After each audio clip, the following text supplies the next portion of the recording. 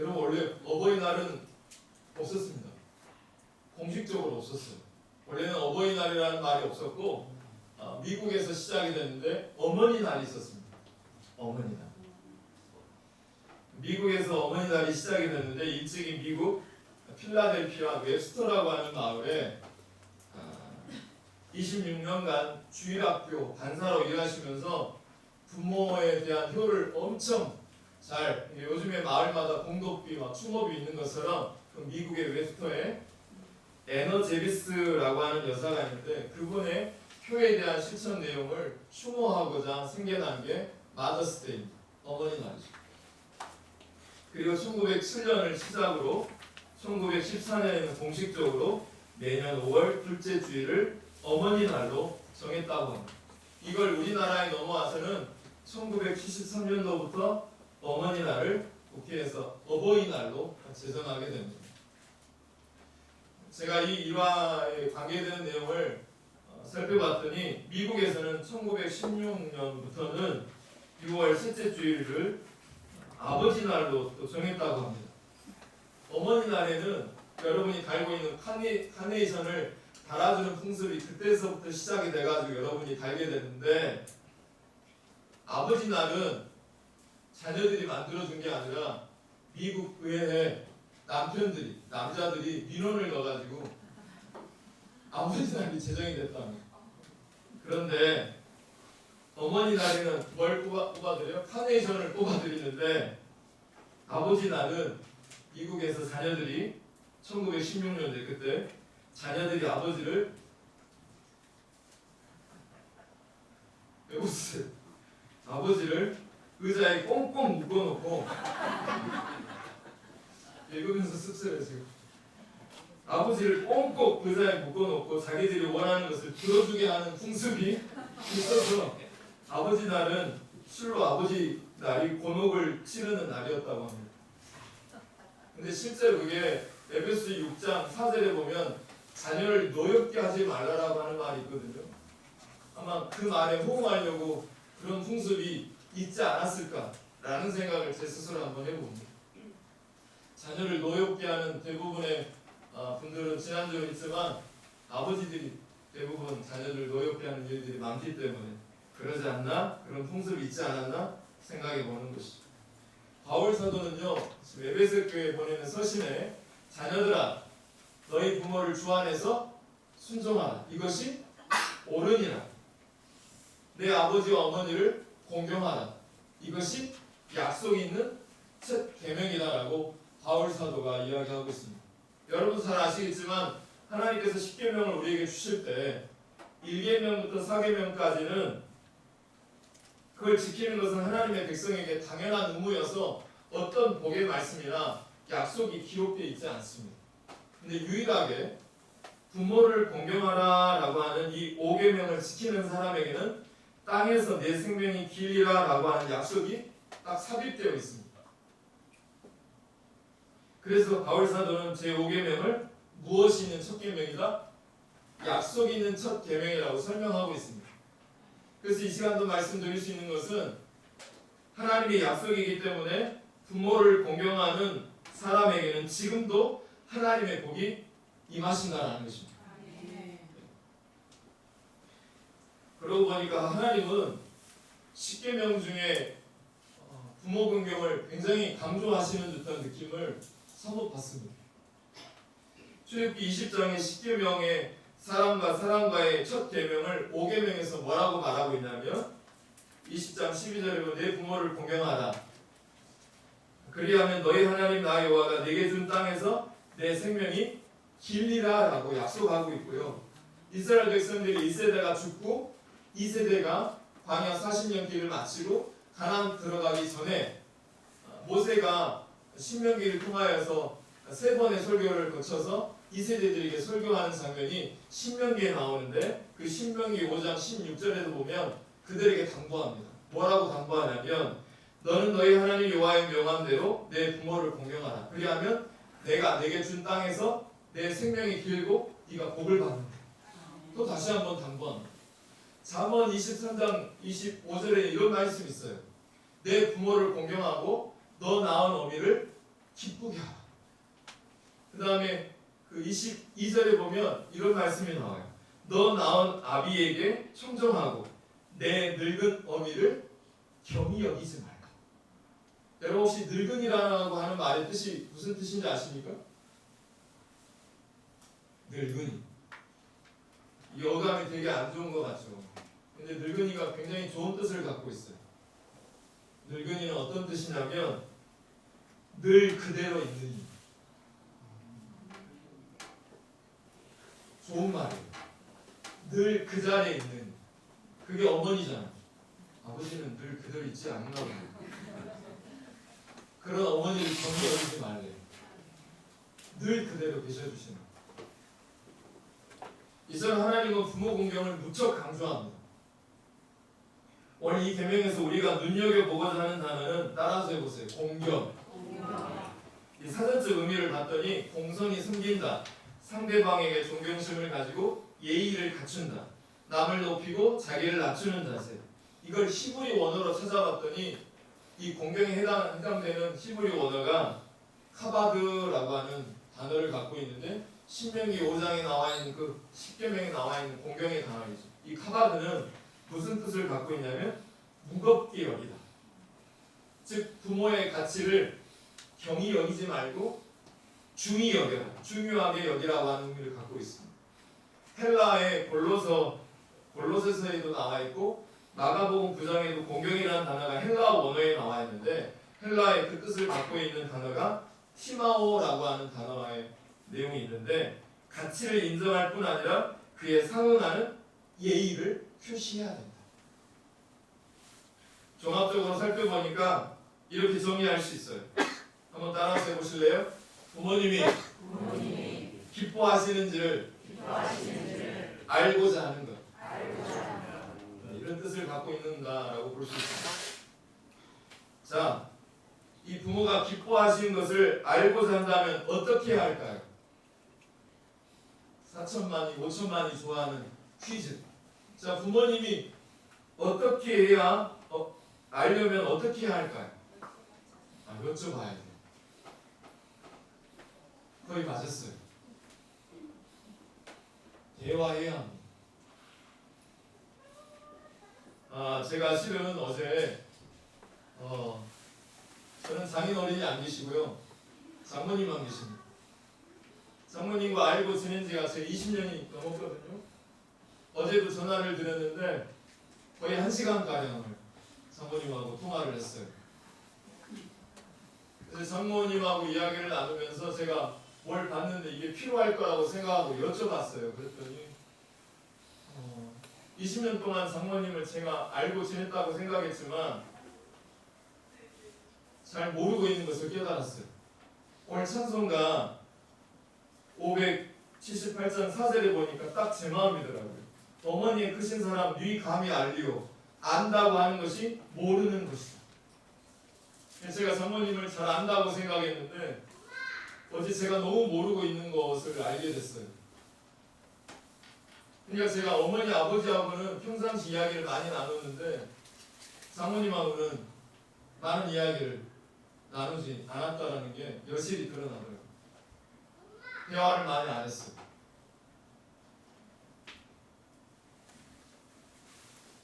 근데 장모님은 제가 알려고 하는 그 마음 때문에 기뻐하셨던지 처형을 통해서 제가 참 잘했다고 제가 칭찬받은 인물입니다.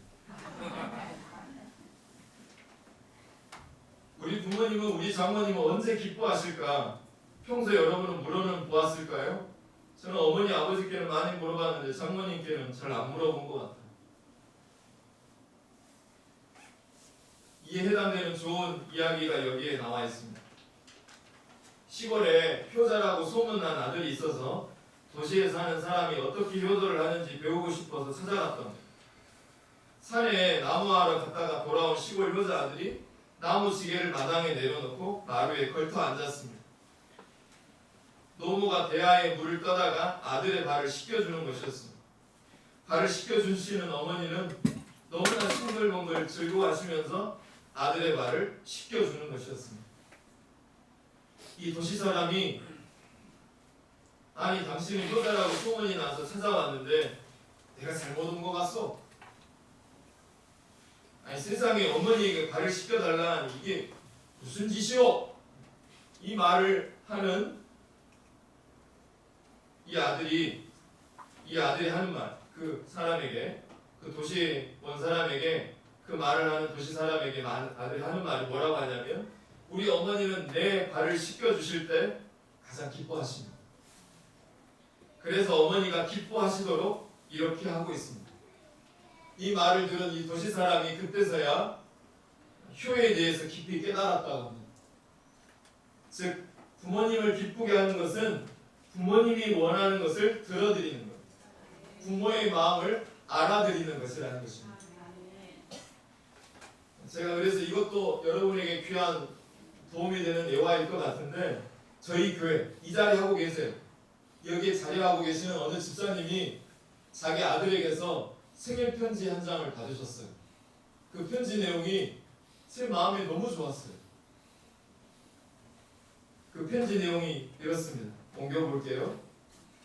생기가 넘치던 20대가 눈 깜짝할 새 같고, 사는데 바빴던 30대가 어느샌가 같고, 이제 좀 여유롭나 싶었던 40대도 어영부영 가버렸겠지. 아들인 내가 벌써 20하고도 5이니 말이다. 날 낳아 기뻐했던 시간과 날 낳아 눈물 흘린 시간을 모두 빼면 엄마는 다시 소녀가 될 수 있을까? 100살까지 산다는 요즘 세상에 엄마는 벌써 흐른 시간이 애석한 걸까? 앞으로 흘러간 시간이 그래도 날 낳아 기뻤던 시간과 날 낳아 눈물 흘린 시간들을 모두 더해야 엄마의 인생이 된다는 게 참 고맙고 고맙다. 엄마 50번째 생일 축하해. 아들이. 멋있죠? 누군지 모르지만 박수 나면 쳐주시면 좋을 것 같아요. 여러분 좀 궁금해서 미치시겠죠? 그럼 설교 끝나고 저한테 살짝 물어보세요. 제가 알려드릴게요. 저는 이 편지 글 중에 제 눈에 들어오는 문구가 2개가 있었어요. 첫 번째는 뭐였냐면, 날 낳아 기뻐했던 시간과 날 낳아 눈물 흘린 시간을 모두 빼면 엄마는 다시 소녀가 될 수 있을까?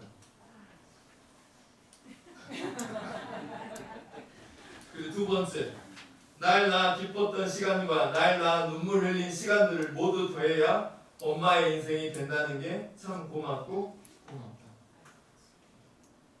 여러분, 모르긴 제가 잘 몰라도 뭔가 모르게 엄마를 알고자 하고 엄마를 두고 한참을 생각하고 적은 아들의 진한 사랑이 느껴지지 않으십니까? 네. 너무나 아들의 진한 사랑이 느껴져요. 제가 설교자잖아요. 그러다 보니까 매해마다 어버이 줄만 되면 늘 성형구처럼 늘 등장하는 설교 제목이 있어요. 여기서 벗어나기가 힘들어요. 매 어버이 줄마다 단골 설교 제목이 뭘까요? 내 부모를 공경해라. 내 부모에게 효도해라. 오늘은 제가 어떤 말씀까지 가지고 나와서 효도하게 하려고 지금 막 하고 있냐면, 약속 있는 첫 계명이다. 이 땅에서 잘 되고 복을 받는다. 말씀까지 끌어와서 효도하게 하려고 자꾸 요구하고 있습니다. 그런데 여러분, 저조차도 그러는데 설교하고 있는 저조차도 딱히 이 부모를 공경해라, 효도해라 라고 하는 이 말이 딱히 마음에 와닿지 않을 때가 있어요. 감동이 안 돼요. 하긴 해야 되겠는데 도대체 내 마음에 가득 채지는 제목이 될 수가 없다라는 생각을 갖는 분들이 많아요. 왜 그럴까요? 무엇 때문에 그러는 걸까요? 앞선 그 아들의 글에서 느끼는 것은 적어도 부모 공경, 효도보다 더 먼저인 것이 있다라는 생각을 저는 하게 해줬습니다. 부모 공경보다 효도보다 더 먼저인 것은 무엇일까요? 그건 사랑입니다.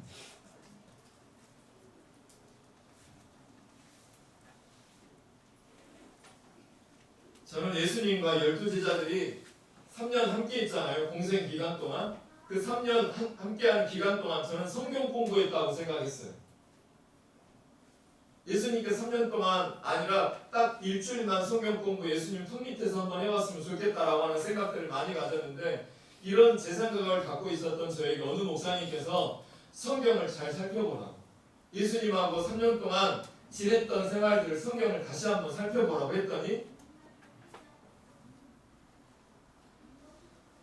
성경 공부한 게 아니었어요. 그냥 함께 사셨어요.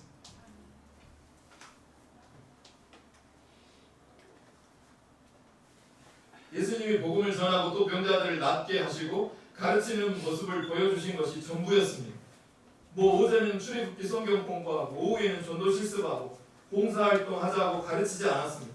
그냥 성경 전체를 통틀어서 한마디로 예수님께서 말씀하신 것은 하나님을 사랑해요. 내 마음과 목숨과 뜻을 다해서 사랑하고 또 내 몸과 같이 내 이웃을 사랑해라. 그러면 이 성경이 다 이루어지는 것이다. 이런 말씀을 하신 분이 예수 그리스도이십니다. 무슨 말이에요? 사랑하는 것이 먼저라는 것입니다. 저는 이 설교하고 있으면서 이 설교를 들으면 성도들 마음 가운데 어떤 질문이 있을까 생각을 해봤어요. 이런 질문이 이 설교 가운데 여러분 질문이 있을 것 같아요.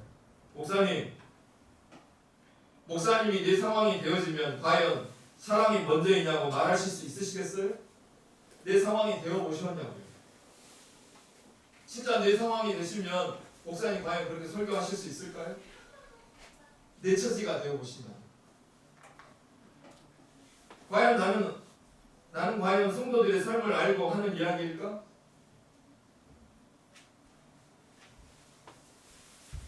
목사님이 내 상황이 되어지면 과연 사랑이 먼저이냐고 말하실 수 있으시겠어요? 생각하게 됩니다. 맞습니다. 100% 맞습니다. 저는 다 알지 못합니다. 목회하면 할수록 그래요. 더 어려워지는 이유가 거기에 있어요. 성도를 더 많이 사랑하려고 노력하지만 다 알지 못하는 것이 평생 제 수건사업인 것 같아요. 그러나 사랑하는 성도 여러분, 우리 하나님은 저하고는 완전히 다릅니다. 우리 하나님은 여러분의 그런 상황에서도 사랑이 먼저인 것을 몸소 보여주신 것이 예수 그리스도이십니다. 그분의 십자가를 끌어안는 은혜가 있기를 축복합니다. 여러분, 전도가 먼저 아닙니다. 우리 교회가 전도가 필요한 교회입니다. 영등포에 갔더니 우리 시찰 안에 큰 교회를 이번에 세웠는데 그냥 교회가 그냥 전도예요. 그 교회를 건물 보고 매주마다 수십 명이 오는 것을 자랑하시더라고요. 그러나 제 마음속에 이런 생각을 오늘 설교하면서 가져봅니다. 전도가 먼저 아닙니다. 내가 사랑받고 사랑할 수 있는 존재가 되는 것이 먼저입니다. 그 사랑으로 누군가를 사랑하기 시작하면 전도는 저절로 되게 되어 있을 줄 믿습니다. 나를 사랑하는 사람에게 어떻게 매력이 느껴지지 않겠어요?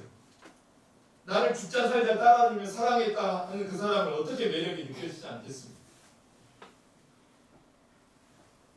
그런데 그 사랑이 안 느껴지는데 자꾸 예수 이야기를 하니까 귀찮은 거예요. 내 자녀들이, 안 믿는 사람들이 안 느껴지는데, 하나님의 사랑이 안 느껴지는데 자꾸 예수님 이야기하고 십자가 이야기하고 복음 이야기하니까 귀찮은 거예요. 그러니까 당신이나 잘 믿으세요 라고 이야기하는 것입니다. 마찬가지로 부모에게 공경하라. 효도가 먼저가 아닙니다. 자신이 사랑받고 사랑할 수 있는 존재가 되는 게 먼저입니다.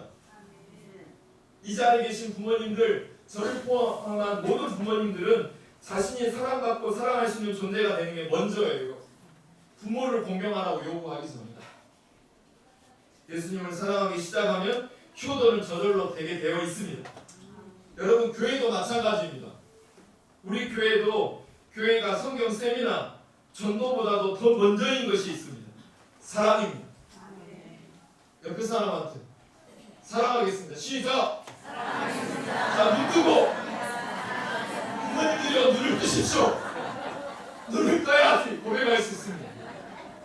옆에 사람 보고 내가 사랑하겠습니다. 시작.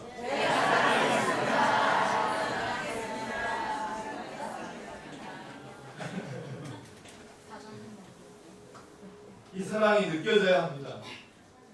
영광교회가 이 교회에 오면 이 사랑이 느껴져야 돼요. 목사를 통해서, 장로님을 통하여서, 먼저 믿는 여러분을 통하여서 이 하나님의 사랑이 느껴져야 돼요. 이 사랑이 안 느껴지는데 자꾸 자녀들과 안 믿는 분들에게 복음 이야기, 부활 이야기, 십자기 이야기 하니까 쉬운 거예요.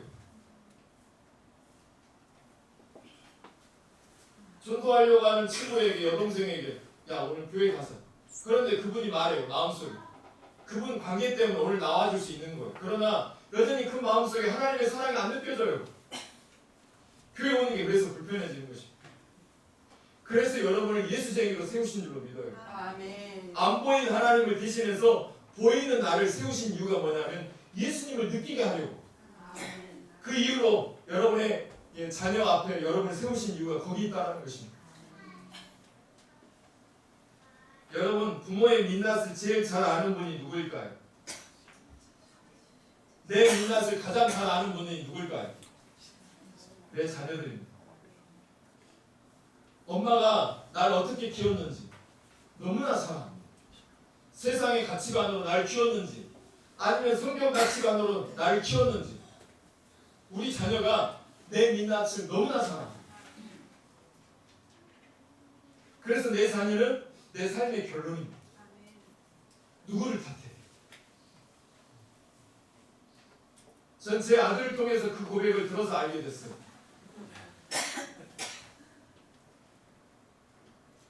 나를 정말 사랑해서 저리도 화를 내나? 아니면 자기 부모 자신을 더 사랑해서 화를 내나? 자녀들이 훨씬 잘합니다. 자녀들이 훨씬 더 잘 알아요. 우리만 모르고 착각해요. 자녀를 잘 사랑한다고 착각해요. 아니더라고요. 제가 모르니까 아들 입을 통해서 고백을 받게 하셨어요. 되돌아보니까 부모가 하나님의 중심으로 살면 아이들은, 내 자녀들은 반드시 따라온다는 것을 뒤늦게 알았습니다. 부모가 예수님을 보여주지 않으면서 오늘도 예배 전에 찬양했잖아요. 예수가 보이니 내 삶 속에서, 내 모습 속에서.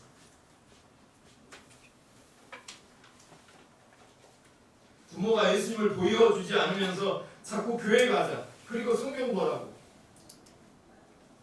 부모를 공경하라고 하니까 갈등이 생기는 것입니다.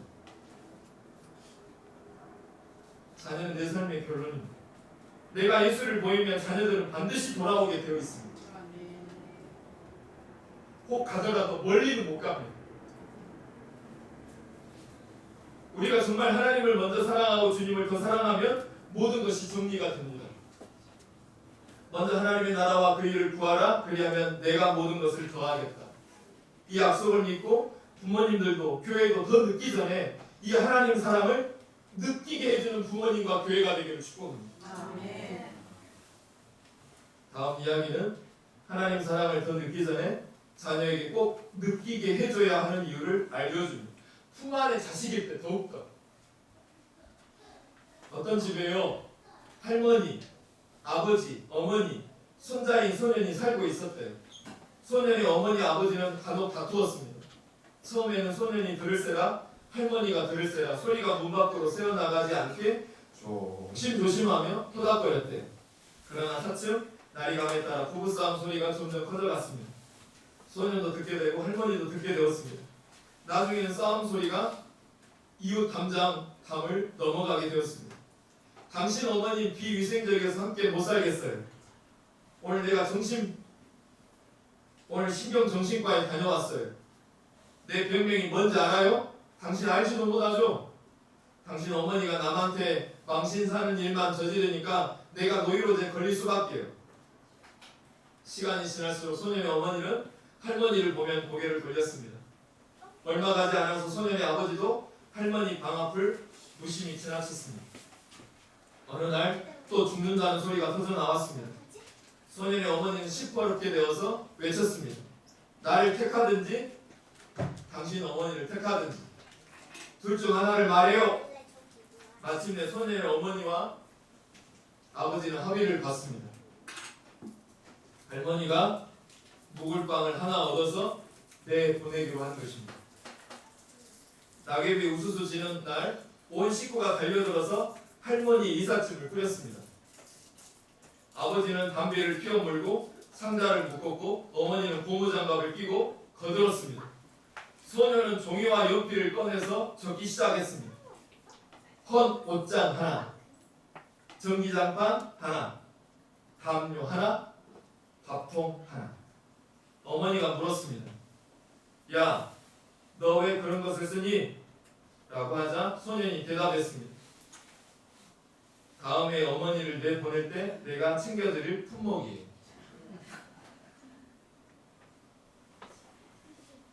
여러분, 요즘 자녀들은요, 효도의 이론과 이치는 잘 알면서도 직접 실천하는 모습을 정작 찾아보기 힘들다고 이구동성으로 다 이야기합니다. 자, 그렇다면 이 문제를 교회가 끌어안고 믿는 부모님들이 끌어안고 해결할 수 있는 유일한 길이 뭘까요? 전 하나밖에 생각이 나지 않습니다. 그 길은 부모가 먼저 하나님의 사랑을 자녀들에게 계속해서 끊임없이 기도만 하면 안 됩니다. 기도하고 그 사랑을 느끼게 해주는 것 외에는 없습니다. 느끼게 해줘야 돼요.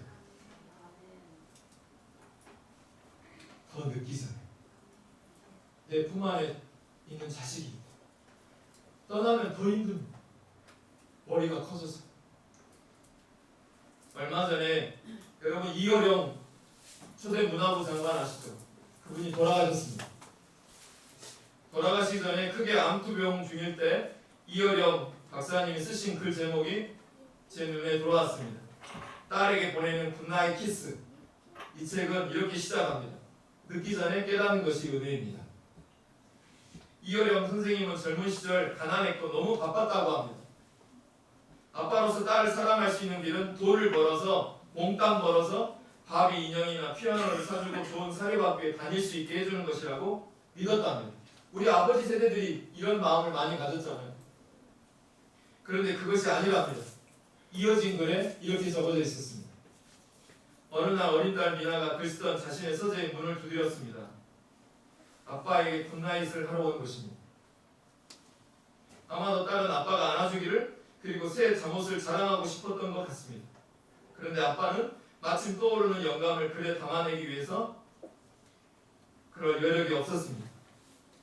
글에 집중하느라 뒤돌아보지도 않은 채 손만 흔들며 굿나잇 미나라고 했습니다. 예민한 아이였던 딸 미나는 아빠의 뒷모습만 보고 돌아서서 방으로 돌아갔습니다. 시간이 흘러 딸이 결혼도 하고 중년이 되었지만 사랑하는 딸은 암에 걸려 결국 아버지보다 먼저 하나님의 부름을 받았습니다. 딱 한 번이라도 좋으니 나에게 30초만 주어진다면 그 아이에게 웃으며 굿나잇 미나라고 아빠의 사랑을 느끼게 해주고 싶습니다. 사랑하는 성도 여러분, 부모로 살아가는 저를 포함한 성도 여러분,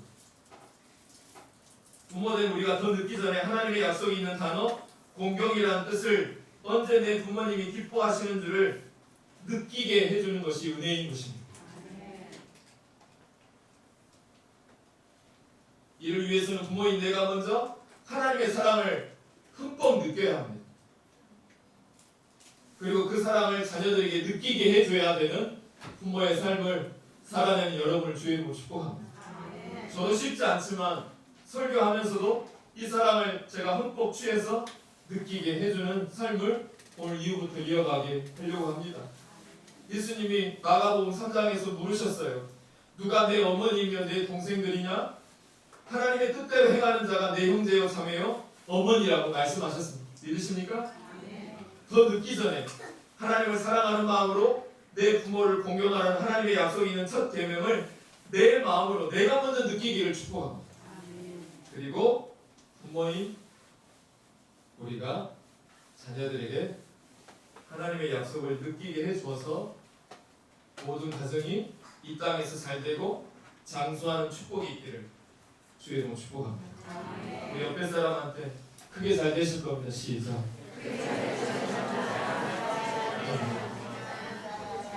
당신의 가정 크게 잘 되실 겁니다. 시작. 두 가지만 기억하세요. 오늘 이 찬양을 할 때 내가 하나님의 기쁨 되기 원하려면 하나님의 사랑을 내가 충만히 느껴야 돼요. 그리고 그 사랑을 말하지 말고 자녀에게 부모의 언어 습관을 통하여 부모의 삶을 통하여 하나님의 사랑을 느끼게 해주는 그 은혜 있는 부모가 되기를 축복합니다. 이 찬양 같이 할게요. 나주님의 기쁨 되기